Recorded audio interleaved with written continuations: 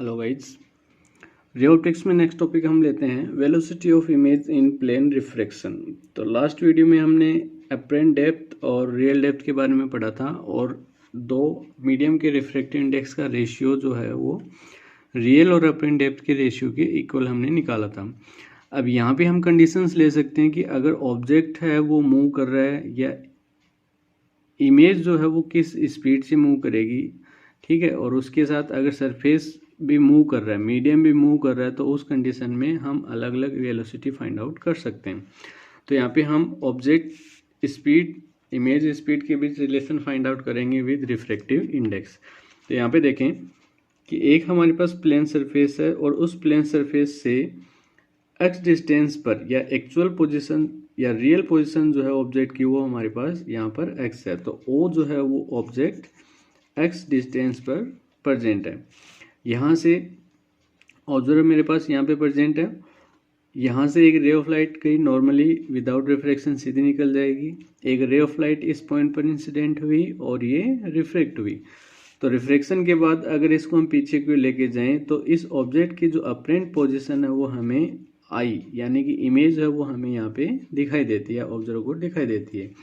तो यहाँ पे हम ये फाइंड आउट करेंगे कि इमेज की वेलोसिटी का ऑब्जेक्ट की वेलोसिटी के साथ क्या रिलेशन होगा विद रिफ्रैक्टिव इंडेक्स। तो यहाँ पे कंसीडर करें कि ये हमारे पास मीडियम 1 जहाँ से रे ऑफ लाइट मूव कर रही है n1 और इसका रिफ्रैक्टिव इंडेक्स है वो n2 है। कहने का मतलब n1 से n2 में मूव कर रही है। तो हमने अपरेंट डेप्थ और रियल डेप्थ, तो ये हमारे पास रियल डेप्थ हुई और ये हमारे पास अपरेंट डेप्थ हुई। तो रिलेशन हमने फाइंड आउट किया था from relation n2 upon n1 यानी कि 1 से 2 में जा रही है और इसकी वैल्यू हमने निकाली थी अपरेंट डेप्थ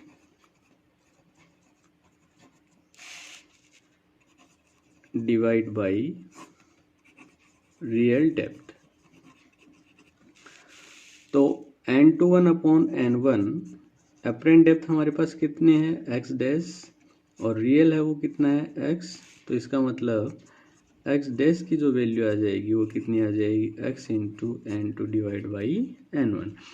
अब ये सरफेस से ये पोजीशन है, सरफेस से ये रियल पोजीशन है, तो दोनों को अगर हम t के रेस्पेक्ट में डिफ्रेंशिएशन कर दें तो हमें स्पीड मिल जाएगी। तो यहाँ पे हम सिंपली लिख सकते हैं on differentiation with respect to t।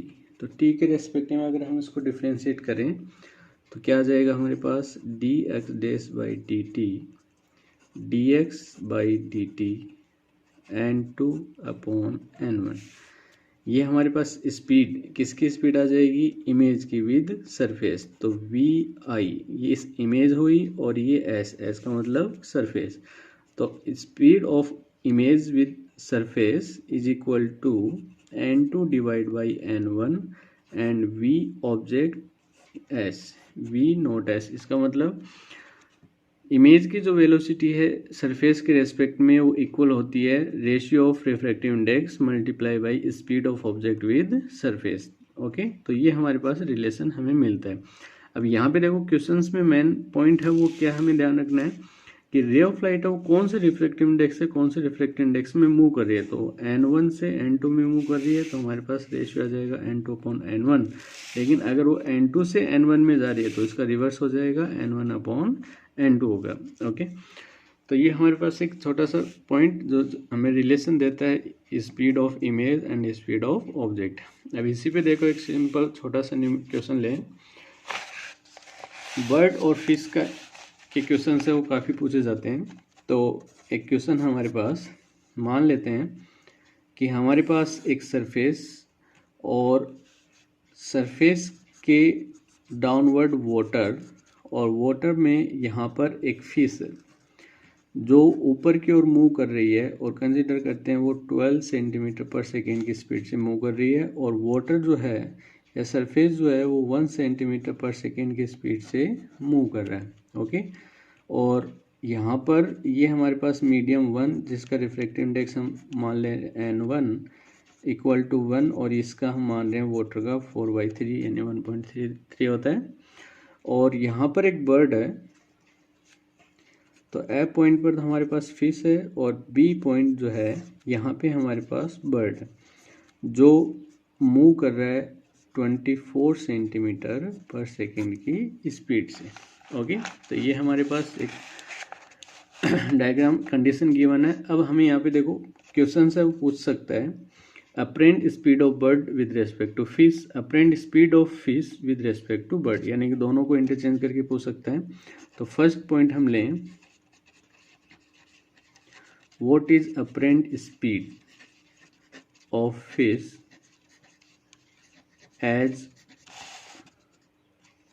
Observed by bird. तो बर्ड को फिश की जो अप्रेंट स्पीड है वो क्या दिखाई देगी।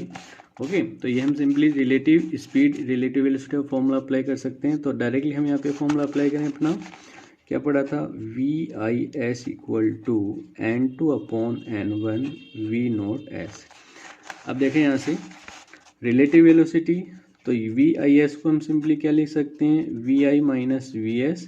अच्छा, N2 अपॉन N1, अब देखो स्पीड फिश की हमें निकालनी है, तो इसका मतलब बर्ड है, उसको बर्ड है वो देख रहा है, तो रे ऑफ लाइट है वो N2 से कहाँ पे जा रही है, N1 में जा रही है, और ये हमारे पास क्या है 1 से 2 का रिलेशन, तो इसका मतलब रिवर्स हो जाएगा। तो इसको हम क्या लिखेंगे, N1 अपॉन N2, और V0S को हम क्या लिख सकते हैं, V0 माइनस VS, और VS है वो क्या है, स्पीड ऑफ सरफेस। ओके, तो यहाँ से वैल्यू पुट कर दें, तो VI की वैल्यू हमें फाइंड आउट करनी है, VS की वैल्यू हमारे पास कितनी है 1, N1 अपॉन N2 रिवर्स हो जाएगा 3/4, V0 की वैल्यू हमें गिवन है 12 और VS की वैल्यू है 1। तो इसको सोल्व करते हैं, तो हमारे पास VI is equal to 3/4 into 11 और प्लस में 1, तो इस हमारे पास वैल्यू आती है 37.4 सेंटीमीटर पर सेकेंड। तो ये हमारे पास इमेज ऑफ फिश की जो स्पीड है वो आ गई। अब बर्ड के रेस्पेक्ट में इसकी स्पीड जो आएगी वो क्या आ जाएगी, तो इसको हम सिंपली लिखेंगे VIB। तो VIB हमें क्या मिल जाएगा, VI की वैल्यू कितनी है 37 डिवाइड बाई 4, और बर्ड की जो स्पीड है वो कितनी है 24, तो प्लस 24, तो ये हमें मिलता है 133 डिवाइड बाई 4 सेंटीमीटर पर सेकेंड। तो बर्ड को इमेज की जो अप्रेंट स्पीड है वो दिखाई देगी, वो कितनी दिखाई देगी 133 डिवाइड बाई 4। अब इसके जस्ट अपोजिट आपसे पूछ ले, apparent speed of bird as observe by fish है उसकी स्पीड को कितना ऑब्जर्व करेगा। ओके, तो यहाँ पे हम ये भी हम फाइंड आउट कर सकते हैं, apparent speed of bird as observe by fish. तो सिंपली वही रिलेशन हम फाइंड आउट करें, तो VIS is equal to N2 divide by N1 और V0S। अब सेम फिश जो है उस बर्ड की स्पीड को ऑब्जर्व करते हैं, यानी कि रे ऑफ लाइट 1 से 2 में आ रही है, तो 1 से 2 को ही हम N2 डिवाइड बाई N1 लिखते हैं। तो हमारे पास इसी रिलेशन को हम क्या लिखते हैं, VI माइनस VS, ये हमारे पास है 4/3 V0 minus VS। Okay, VS की वैल्यू 1 गिवन है, 4/3 V0 की वैल्यू हमें गिवन है, और V0 की वैल्यू देखो डाउनवर्ड है, तो डाउनवर्ड है तो -24 आ जाएगा, और ये -1, तो VI की जो वैल्यू आती है वो आती है 4/3 25 और प्लस में 1।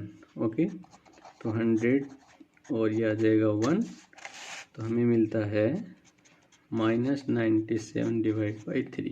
तो पॉजिटिव में लेते हैं, तो 97 डिवाइड बाई 3 सेंटीमीटर पर सेकेंड। तो फिश के रेस्पेक्ट में VIF की वैल्यू क्या आ जाएगी हमारे पास 97 प्लस डिवाइड बाई 3 और प्लस 12 है जो फिश की स्पीड है, तो हमारे पास वैल्यू आती है 133 डिवाइड बाई 3 सेंटीमीटर पर सेकेंड। ओके, तो इस फॉर्मूले का यूज करके हम किसी भी कंडीशन में एक ऑब्जेक्ट की दूसरे ऑब्जेक्ट के रेस्पेक्ट में स्पीड की वैल्यू फाइंड आउट कर सकते हैं। Okay, clear, thank you.